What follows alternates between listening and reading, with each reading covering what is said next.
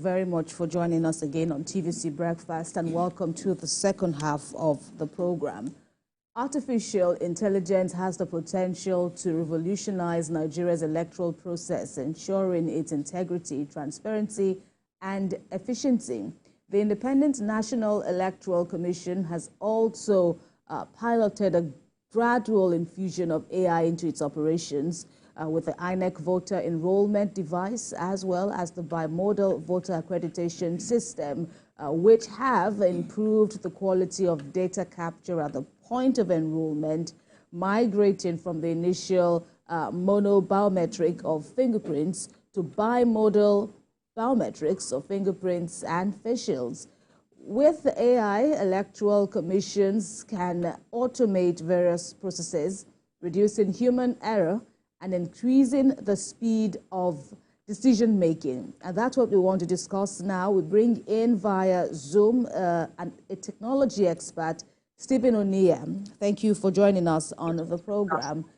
What's your assessment on how far Nigeria's electoral process? Indeed, you're welcome. Also, but what's your assessment of how much we have tapped into the AI revolution in our own climb here? Okay, so I think we are doing fine because most people just see AI like the regular technology tool. AI is a specialty tool, and nobody rushes into adopting such a tool. So I think so far we are being gradual and careful with how we adopt these tools into the Nigerian system. So from my hand, I think the gradual adoption is fair enough. You said the gradual adoption is fair enough, but how has this helped so far in reducing electoral disputes? Yeah, you see, the problem with our electoral process cannot be fixed solely by technology. We need beyond just the technological power to fix our electoral processes. Because yes, we are all expecting technology to come in and be like the almighty deliverer of all the shenanigans that is obviously going on in our electoral processes. But technology cannot fix it alone. Nevertheless, technology can help us properly assess the stakeholders. We can have a proper assessment of the stakeholders and the risk involved in our electoral ecosystem. For example, for us to be able to fix the flaws in our electoral system, everybody needs to be on board from enlightenment. So people know that the piecemeal of token that you are collecting now will sell your future for 4 years. And it's not rocket science. If we can adopt AI like a chatbot where people can interact with INEC, such AI system can keep people enlightened. Another problem we could solve with this kind of AI systems are voters' apathy.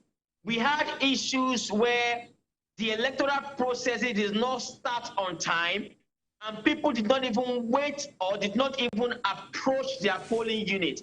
If people had been able to engage with an AI system that gives them insight into whatever logistical challenge was happening, and we got prediction of when the INEC team officers will get to the polling unit, people probably will be patient or they will come back at a particular time. In this country, pardon me if I can go on, in this country we've had technology systems that can predict using time, traffic, and logistics and tell you when you will arrive at a location.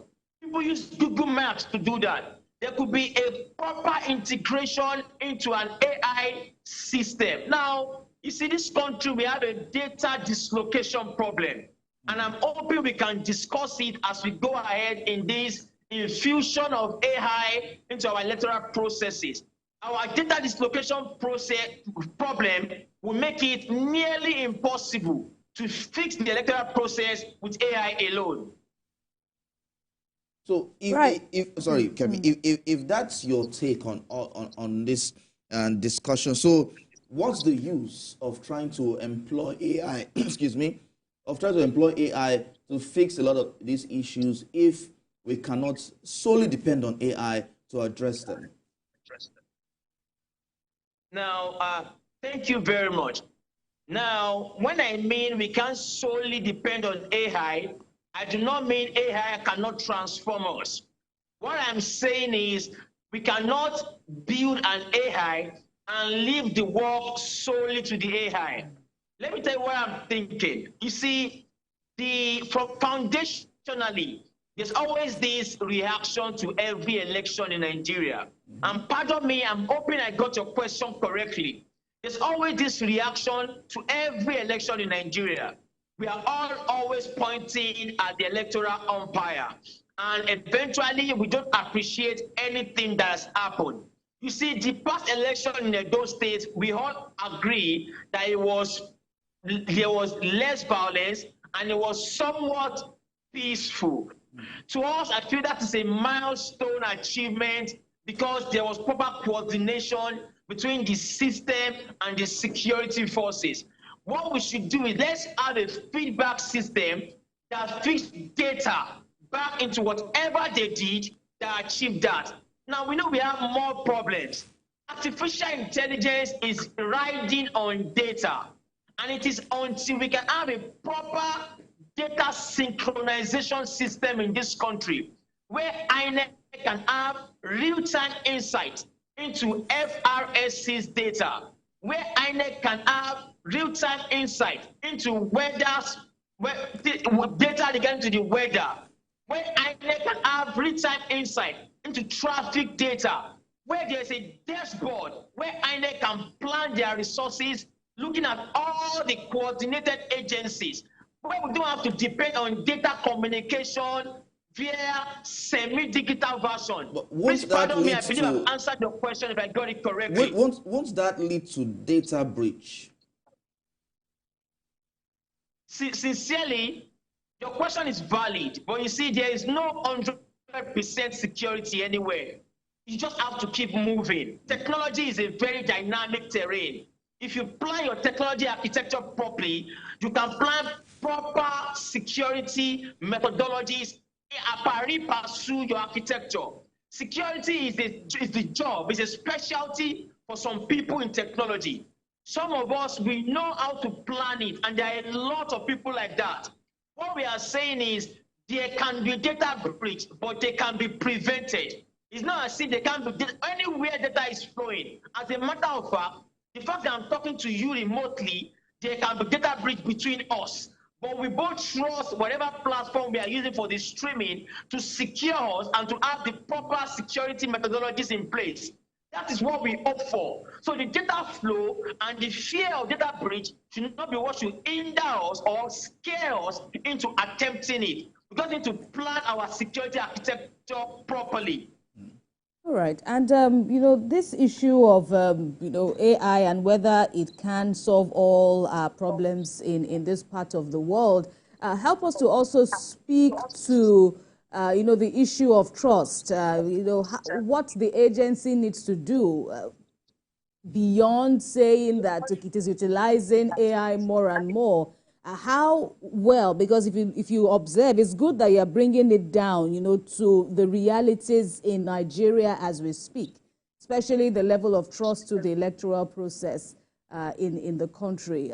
Help us know how AI can enhance or impact it adversely or otherwise. All right, so this is a good one.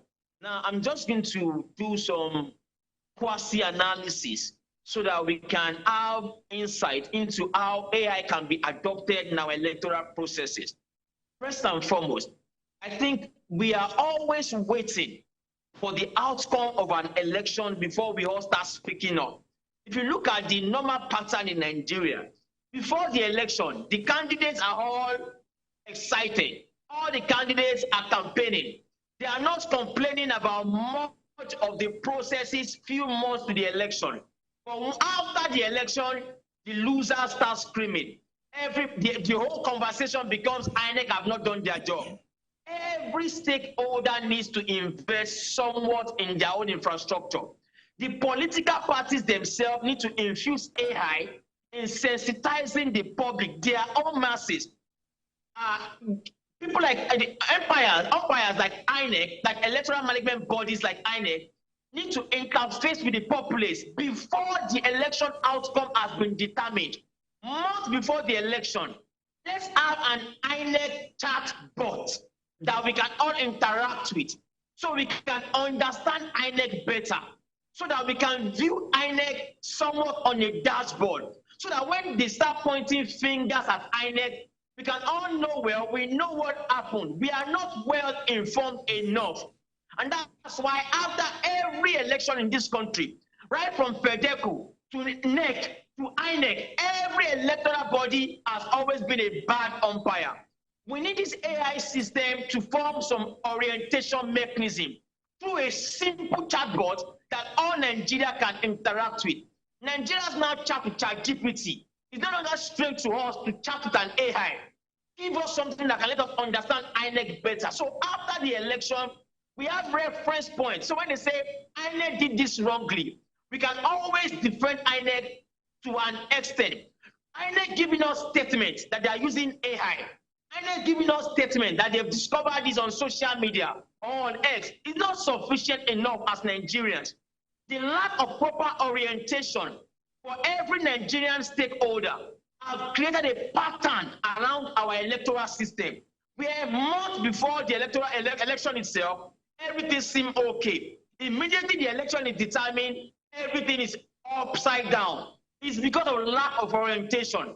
Now, aside that, you see, the idea of using an AI chatbot to communicate with Nigerians is also relevant on the day of the election, so that when INEC cannot make it to a venue by 8 a.m. or 9 a.m., we can interact with a chatbot. It doesn't have to be a person, it's an AI. But this AI gives us insight. No, they are on their way. There's a logistical challenge somewhere, and they will be there ETA 12 p.m. People will know the ETA, the expected time of arrival is now 12.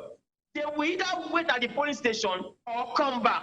The lack of insight into INEC's operation and our utmost dependence on INEC always giving us reports is why we are here. So if they're going to adopt AI, they should adopt it correctly. So are you concerned about back-end handling? Because you just mentioned about the fact that if electoral officers cannot get to a polling unit at a particular time, you can just talk to AI. I believe you're asking about back-end hacking, right? Yes, manipulations and all of that. It's an AI. It's a technology. It's a machine you're chatting with. Are you concerned that even as we're talking about adopting it, the back end might be tampered with? Yes, you see, you've given a very, very valid argument. In short, as a matter of fact, in cybersecurity, at times we call it insider attack. At times we call it insider attack, where your backend administrators are the ones attempting to manipulate your system. And we've seen it because we've had INEC officials accused or allegedly accused to have manipulated results. So there is the problem of insider attack. And insider attack is prevalent in every kind of software system. But you see, for those of us in the computing space that deal with software engineering systems, there are systems we build into such systems that can help you audit, track, and detect insider attack. Because by the time you keep an audit trail, you can track every activity that backend inside the man might want to do. You see, with technology, we leave trails. So the problem for us is, yes, insider attack through back-end hacking is real. There could also be external attacks through back-end hacking, but we shouldn't be too bothered about the downside of technology. If back-end attack was this significant, countries across the world would not have adopted technology. There are methodologies to prevent such attacks, and I can assure you, there are what we call the OAuth Top 10 standard, the Open Web Application Security Protocol, I believe so. Things like that can help us prevent insider attacks and back-end hacking. So it's not something to be too worried about. Okay. Right. Help us to also speak to the existing infrastructure that we have that could enable more and more evolution of AI. Are you satisfied, and how do we navigate, financing and, all the other, the possible clogs? Okay. I am not satisfied in any way. I am not satisfied in any way. The infrastructural state of this country is appalling, considering the kind of talent we have and that we have produced in Nigeria. Our state technologically is appalling. As a matter of fact, I am one of those that advocated that we should be talking more about digitalization, that we are talking about AI. Because if we are properly digitalized as a nation, where our infrastructure are all adapted to digital systems, we no longer process paper infrastructure in our offices. We have digital systems that connect us. Our biggest problem in Nigeria today is digitalization. And I've always advocated that if we don't get digitalization correctly, we cannot get artificial intelligence correctly. Nevertheless, the country as a body, as a system, is not currently advocating massive AI adoption. We are trying to plan it properly. Nevertheless, our digitalization state is still very, very, very much appalling. We are still a paper-reading country, and we need to go beyond that level. So we have a massive data set where we can process, see insight, because you will be surprised. By the time these insights start coming in, you realize the problem with our electoral process might even not be INEC. The problem might be some other agencies not coordinating in sync, in proper sync with INEC. So I think we need to start from digitalization, digitalize our system properly before we move into AI. Are you concerned about the infrastructural deficits that leads to proper use of artificial intelligence? Yes, I think that's what I just answered. Yes, I am concerned. That's what I just said. Okay, I'm very, very concerned about the state. Okay, so now for blockchain technology, how can we use that in securing electoral data? Okay, sorry about that. So you see, blockchain technology it gives us decentralized value. And what that means is we don't have a central coordinating system where everybody on the blockchain network are equal decision makers. I don't think that is what we should recommend for our electoral system, because we have a centralized system. However, to hold power accountable, we can adopt blockchain technology as a country to hold power accountable, where we as the citizenry can have data decentralization, so that if I'm casting my vote, I can probably have a somewhat parallel vote counting system. That this time it's a blockchain network, but we cannot adopt blockchain in our electoral system as the mainstay, because we have a centralized system of election, and we cannot decentralize that using the blockchain technology. But we can use blockchain to hold power accountable by having a parallel system where we are well coordinated in a transparent manner, and we can use it as a checkpoint to what they are giving us from the central coordinating processes. Okay, so quickly, Stephen, we've run out of time, but we all know election cycles is a massive project. Manpower, a lot of manpower is involved, but whether we want to go fully digital or go to the line of AI, the fear of job losses, what's it like for you? Okay, you brought up a serious issue, because the fear of job losses is real. And because I'm in this industry, I can tell you that technology, AI, robotics will take jobs, but we shouldn't be scared of the jobs that will be lost. We should be focused on the jobs that will be created, because technology will create new kind of jobs. Think about it. If a technology like this platform we are streaming remotely was not in existence, we won't be doing this kind of interview remotely. But it's a new kind of job. There are people that now say they are live stream experts. So I think it's going to create a new kind of jobs, and some will be lost. How we scale up our skill set in terms of capacity is what should matter to us. Right. When jobs are lost, scale up your skill set and jump on the new kind of jobs. That's what I recommend. All right. Thanks a lot, Stephen Onia, for your contributions on the program.